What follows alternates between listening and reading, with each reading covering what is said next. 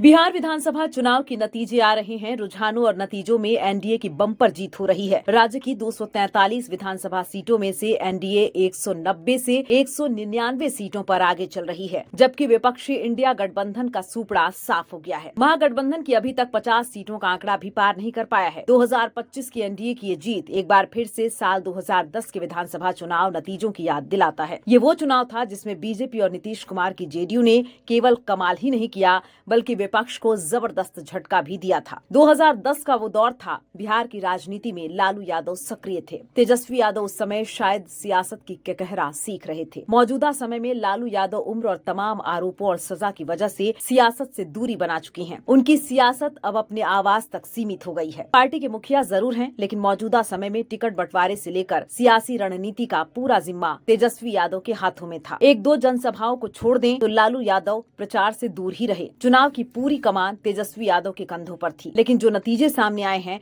वो 2010 की याद दिलाते हैं। बिहार में 2010 में हुए विधानसभा चुनाव पर नजर डालें, तब भी नीतीश कुमार की जेडीयू एनडीए का हिस्सा थी। तब के सीट शेयरिंग की बात करें तो जेडीयू 141 सीटों पर चुनाव लड़ी थी, जबकि बीजेपी 102 सीटों पर मैदान में उतरी थी। इस चुनाव में बिहार बीजेपी की ओर से सुशील कुमार मोदी जाना माना चेहरा हुआ करते थे। हालांकि अब उनका निधन हो चुका है। लालू प्रसाद यादव की आरजेडी 168 सीट पर और रामविलास पासवान की एलजेपी 75 सीटों पर चुनाव में उतरी थी। वहीं कांग्रेस अकेले अपने दम पर राज्य की सभी 243 सीटों पर उम्मीदवार उतारी थी। इस चुनाव में महागठबंधन नहीं था, गठबंधन था, लेकिन वो केवल आरजेडी और एलजेपी के बीच था। तब एलजेपी के मुखिया रामविलास पासवान थे और उस समय उन्होंने लालू यादव के साथ जाने का फैसला किया था। चुनाव नतीजों की बात करें तो एनडीए रिकॉर्ड 206 सीट जीतने में सफल रही थी, जबकि विपक्षी आरजेडी, एलजेपी और कांग्रेस को केवल 25 सीटों पर संतोष करना पड़ा था। चुनाव में जेडीयू 115 और बीजेपी 91 सीट जीतने में सफल रही थी। दूसरी ओर विपक्ष की ओर से आरजेडी 22, एलजेपी 3 और कांग्रेस 4 सीट जीती थी। अन्य की बात करें तो सीपीआई 1, आईएनडी 6 और जेएमएम 1 सीट जीती थी। इस तरह से 2010 के चुनाव में एनडीए को ऐतिहासिक जीत मिली थी, जबकि विपक्षी दल 50 का आंकड़ा भी पार नहीं कर पाए थे। यही मिली जुली स्थिति इस बार भी देखने को मिल रही है। फायदे नुकसान की बात करें तो 2005 चुनाव की तुलना में 2010 में जेडीयू को 27 सीटों का फायदा हुआ था, जबकि बीजेपी 36 सीटें ज्यादा जीत कर आई थी।